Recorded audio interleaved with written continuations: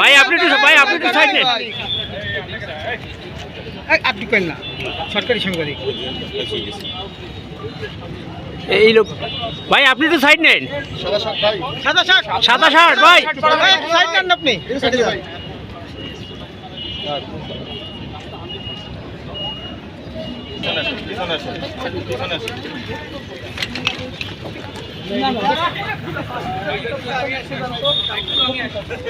এই সময় পিসফুল ছিল কিন্তু বক্তৃতা শেষে একটু দেখবেন তো।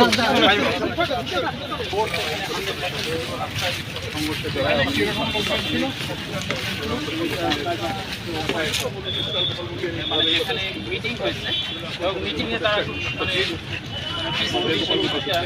এখানে কন্ডাক্ট